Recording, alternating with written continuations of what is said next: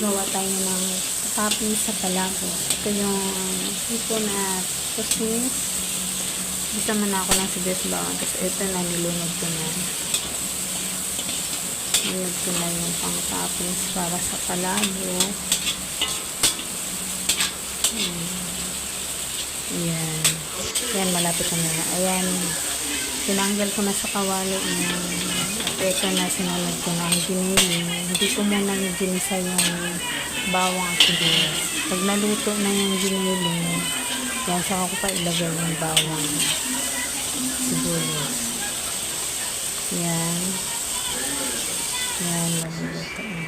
Ito na nga. Ayan na, nilunod ko na yung noodles ng palabo. At ito na ang finished product at yung toppings. Ayan, magka-toppings na tayo. Thank you.